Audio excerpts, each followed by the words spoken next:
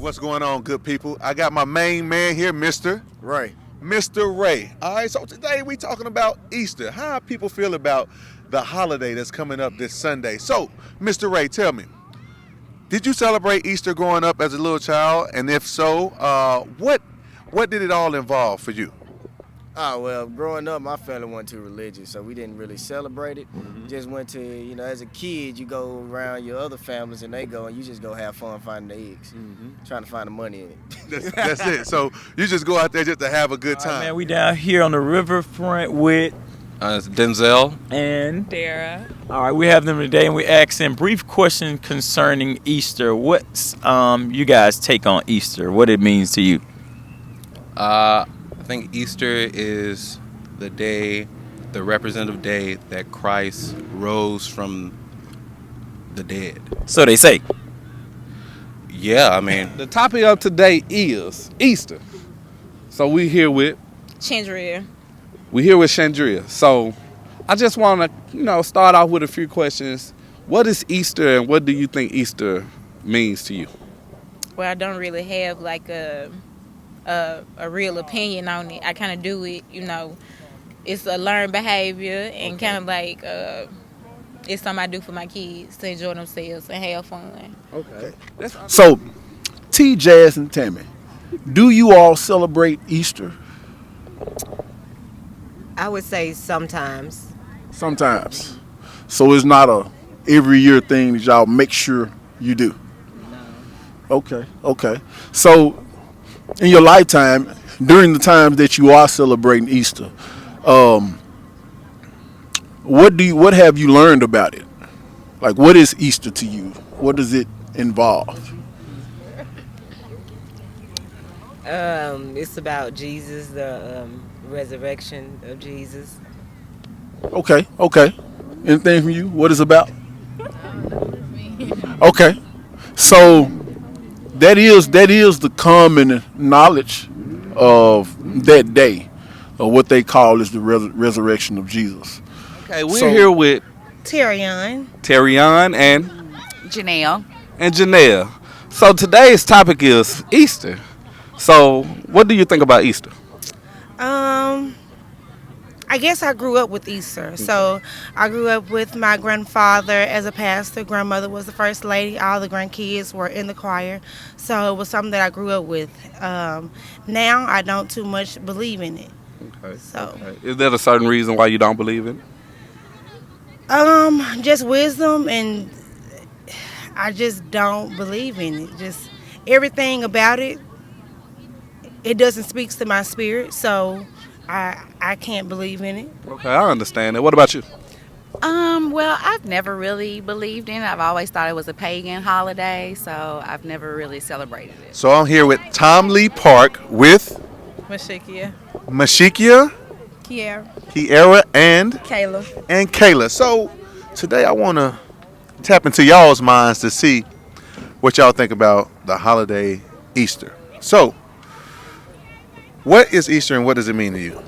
To me, I probably got a brain freeze. It's all right. Hey, take your time. Can I go first? Yeah, most definitely. All right. Okay, Easter is like a holiday for all the family. It's just like Christmas to me. It's just like Christmas. Okay. Except you don't celebrate God's birthday. I mean Jesus' birthday and stuff like that. Okay. But it's just like a holiday for everybody to get together. Okay. Now, what is Easter to you?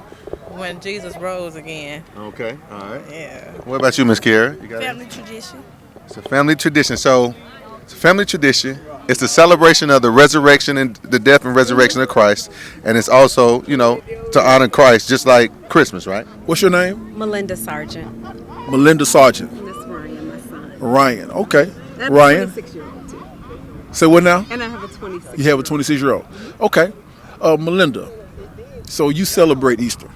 I don't know if I celebrate it. Well, yes, I celebrate the resurrection of Christ, yes.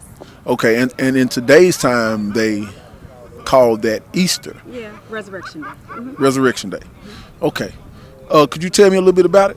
Yeah, we celebrate Christ rising 3 days after he was crucified. What about you, ma'am? Well, I'm not Christian. I'm Muslim. So from my upbringing in the Baptist church, though, it's like the symbolism, the symbol of like new life and new beginnings. Mm-hmm. Yeah, that is it. Yeah. That's what they said, because that's what the rabbit in the egg represents.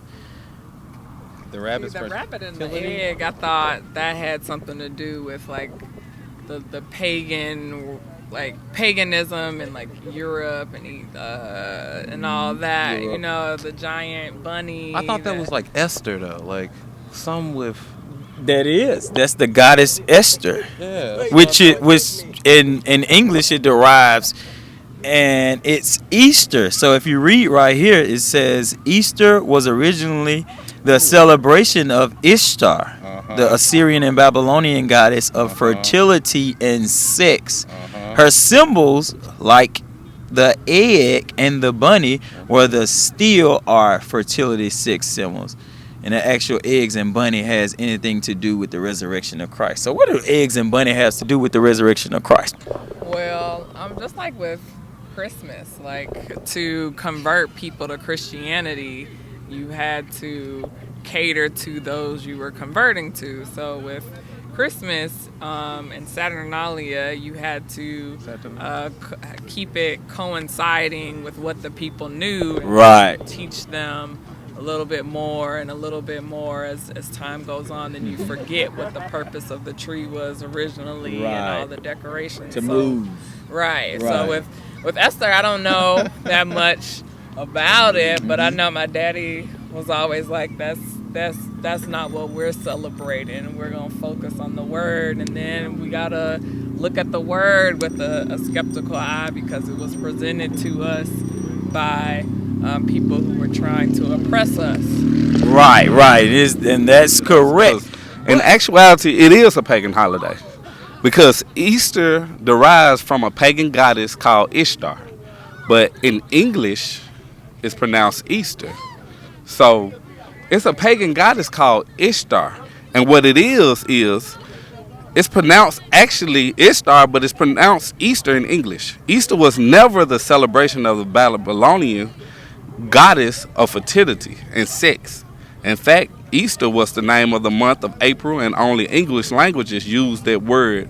In most other languages, that the name holiday comes from a Latin word, Pascha. It represents fertility. Next question.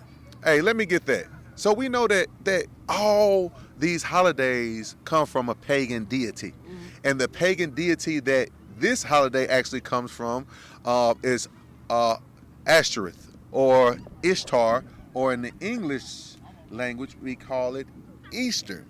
All right, and it's the celebration of the Assyrian Babylonian deity of the goddess of fertility and sex.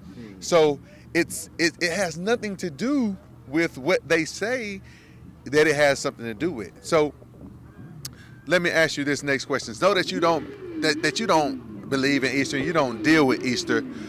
So why do you? Well, I'm gonna ask this question anyway. Why do you think that it is so heavily promoted here in America? Well, basically, America, we go by this thing right here for one, and we love to listen to what people tell us. Like, we are big followers. It's about 80% followers, 20% leaders. And that's the tough part about it. And another thing, people want something to believe in. That what people, I haven't talked to people about it. People know about religion and how everything was man-made. They just say, I just want something to believe in.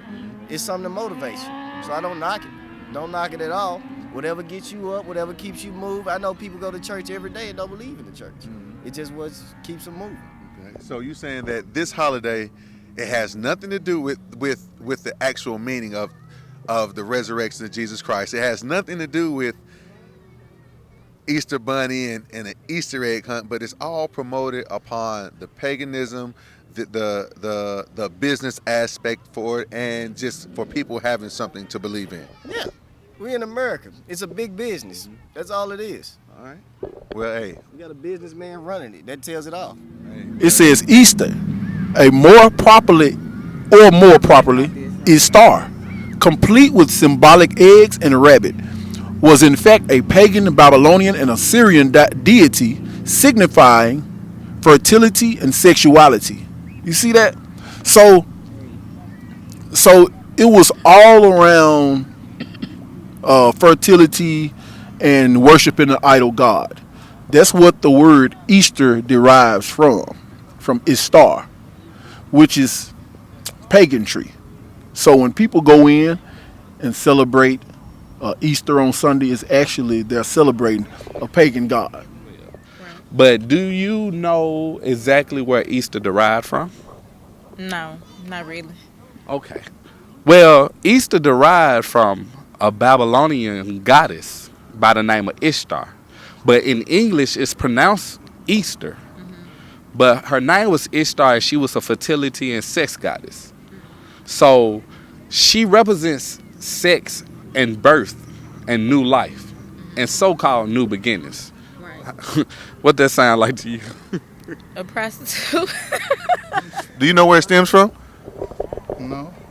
All right. Well, the Greek god, that the goddess that's behind it is the goddess of Ishtar, or Ishtar, which in English is Easter. All right, and she's the goddess of fertility and sex. So how would that correlate with the death and resurrection of Jesus Christ, Mr. Dante. Mr. Dante? Is there any correlation between fertility and sex and the death and resurrection of Jesus Christ and him dying for his people? I don't believe in Jesus. A bunny has like 1,000 offsprings in a 9 to 12 year span. And the eggs represents the new life and a new beginning. So that's something that we teach our people. You know, we teach our people, and our people teach the children to lay eggs everywhere, and they have a big old gathering, an Easter egg hunt. But they're not understanding exactly where it derived from or what it means. You know, do you see yourself doing it? Well, you said you don't just celebrate Easter though, right? Yeah, like I was kind of raised Jehovah's Witness, and then I do got a Christianity background, so it's like I'm really like I'm neutral with the whole situation, because it's like me knowing basically about, well, I think some things here are true, and then I think some things here are true. So I'm kind of like more spiritual than I am religious. Okay. Well, what it's sounding like is that would be like a tradition of men, right? Mhm. Okay. Hey, let me get let me get the book of Colossians chapter 2 and 8. We go see what the Bible says about us and having a tradition and all these celebrations that was created by men. Read what you got. It's the book of Colossians chapter 2 and verse 8. It says, "Beware, lest any man spoil you through philosophy and vain deceit." So it's telling you to beware, meaning be cautious. Have a good eye out on any man that will spoil you with vain deceit, lies, or anything in that manner. Read. After the rudiments of the world. So these things are after the rudiments of the world. So would you say Easter is something that's after the rudiments and the traditions of the world? I would say so, because it's like we offering the kids like eggs and candy and fun and that sort of thing. So yeah, I would say that. Okay, keep reading. And not after Christ. So these things are after the world, but not after Christ. Right. So Christ told us we're not supposed to involve ourselves or be entangled in traditions of men. So right now, as we went through this interview, we kind of learned that, you know, Easter is a tradition of man, you know. Right. And let me get one more. Let me get, you know, what the Bible tells us is like, those are commandments. Mm-hmm. So when we break the commandment, we are in sin. So let me get what sin is. Because when we break the commandments, we are in the midst of sin. Right. And when we're in the midst of sin, if you look up the book of Romans chapter 6, verse 23, he say the wages of sin is death. Right. So some of our people could be killed for entangling themselves in the tradition of men, like we do every year, and so on and so on. Read. This is the book of 1 John chapter 3 verse 4. Whosoever committed sin transgresseth also the law, For sin is the transgression of the law. So sin is the breaking of God's laws. So when our people do involve themselves and entangle themselves in traditions of men and do such things like we do year after year after year, we're breaking God's laws. Right. So But- it's really more ways. It's a lot of ways to sin than what people are normally Right. judging. Right. All right, did you all know that the actual day, Easter, was in the Bible? I didn't know that. Yeah, Is it like a Easter. lunar? Easter is they actually celebrated Easter in the ancient time, in the biblical times, but it was something that they did. The heathens, they celebrated. We didn't celebrate it, but the heathens celebrated it, and they. Blood? No. We're gonna read that. Right. No. Read that for me. The book of Acts chapter 12 and verse 4. And when he had apprehended him, he put him in prison and delivered him to 4 quaternions and soldiers to keep him, intending after Easter to bring him forth to the people. Intending after who? After Easter, to bring him forth to the people. So, and at this time they were celebrating Easter. One of the disciples they had killed the disciple early in that verse, and they was putting the Paul in prison to kill him while Easter was going on. So that lets you know we wasn't partaking in Easter. Easter was done by the Romans, and that came from them. And you know what I'm saying, they like she said, they made us to believe that was something that we had to do, and over a period of time we eventually started doing it. Read on. This is 1 Kings chapter 11 and verse 5. This is where it came from. Okay. For Solomon went after Ashtaroth, the goddess of the Zidonians. The goddess of who? Zidonians. Read. And after Milcom, the abomination of the Amorites. And Solomon did evil in the sight of the Lord. He did what? He did evil in the sight in the Lord. Yeah, but that's going into him. Didn't he have like the lesser keys? Solomon used to summon demons. Didn't Solomon used to summon No, demons? not Is this the same Solomon that we're talking about? No, Solomon? that's King Solomon. King Solomon, the one Ashtaroth. Ashtaroth is one of the ministers of. This is talking about when you had the multiple wives. Yeah, that's Solomon that had the most Bawai. But that let you know. The wise one, right? Yeah. Yeah, y'all should look into the 72 lesser keys of Solomon. There's in different texts, Solomon actually has the power through sigils to control like jinns or spirits, and he would call upon these spirits for his like various things from wisdom to power to like attaining wealth, all kind of stuff. That's something interesting. But the Bible is a true book, and man has altered a lot of things, like the understanding of the things that we should do according to the Bible. Do you know where we can find Easter in the Bible? No. So you've never seen Easter in the Bible? No. Okay. Well, I'm going to show it to you. I'm going to get Easter for you. That way you know what you're doing. Thank you. When you do it. Thank you. All right. And we've been doing these things since childhood, as your child is now doing it. My grandmother, my great grandmother. Right. From generations and generations. All right, read what you got. What's chapter and verse? Acts, the book of Acts, chapter 12 and verse 1. Okay, hold up. Let her get it. 12 and verse 1. All right, read. All right, it says, now about that time, Herod the king stretched forth his hand to vex certain of the church.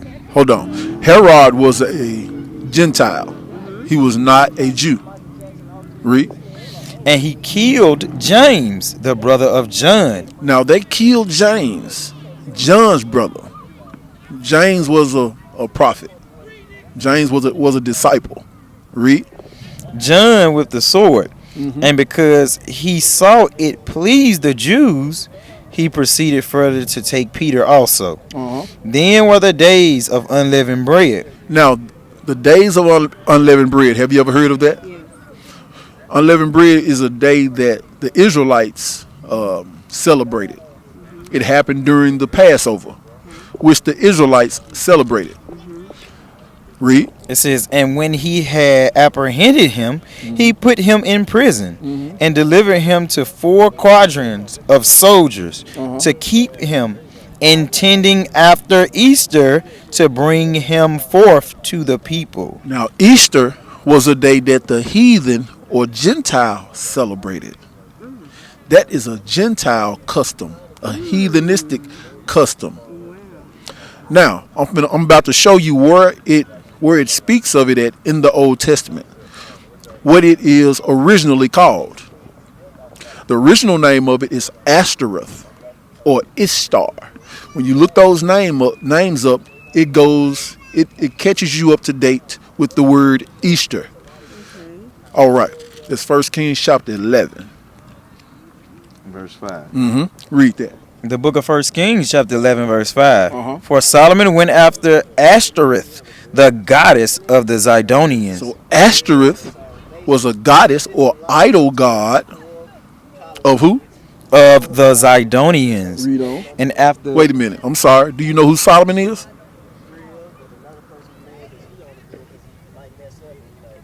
Not that I can call off the top of my tongue. I know Solomon, but not scripture and verse. Okay. King David? Yes. Okay. King David had a son, and his name was? Solomon. Solomon. All right. So, Solomon, which was of God's chosen people, Solomon was an Israelite. And in this verse, he married strange women, meaning women that were not Israelites. Okay, read on.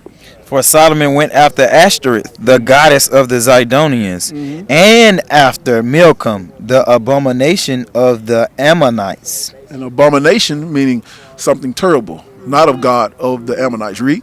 And Solomon did evil in the sight of the Lord. See, that was an evil thing for Solomon to do, to go after their gods and not after the God of the Bible, the God of Abraham, Isaac, and Jacob. So, that's all I need. Give me that verse. Give me that scripture and verse again, please. 1 Kings 11, 5, and 6. Thank you. So, you're going to save that, huh? Absolutely. So we had another successful day here on the streets. That's right. Easter edition, cuts from the streets. We got the gauge of our people's minds, and some of them were insane. But hey, we had to give them the insight and the words that they needed to know that they were in idolatry with this pagan Easter holiday. Eli, what you got to say? Hey, I just wanted to know, when have y'all ever seen a bunny lay eggs? I just want to know. You know what I'm saying? I got $100 you show me right now. But you know, it was very insightful. You know what I'm saying? I had a lot of fun engaging with our people tonight. You know, trying to see the thoughts of them on this pagan holiday that's coming up. Hey, also, we talked to a lot of our people, and a lot of our people know they're in the midst of idolatry. A lot of our people know that Easter is an idolatrous act. Right. That they, you know, that they feel accustomed to it, and they just go with society for the most part. You know, we had a lot of people that we interviewed today was very knowledgeable in somewhat aspect of, you know, knowing the updates of what we were talking about, knowing a little bit history, and went in depth a little bit. So for the most part, I mean, we still got to keep pushing this truth. We still got to keep educating our people through the laws of God, through the Bible. And, you know, we have to go out. We got a lot of work to do, man. So with that, hey, I'll let this brother speak. What I got to say is pretty much similar to what he said. Oh, man. I mean, it was very different from what we usually get. Right. We usually get people not wanting to know or distraught by what we saying. But in this cut right here, they were actually like, okay, tell me. That was good to know. That was good to find out. So we hoping for the future our people look into these things and are more interested to come out of them. So, what you got to say about that, bro? Hey, with that, that's some cuts from the street. Ride the laws of God. Let's go.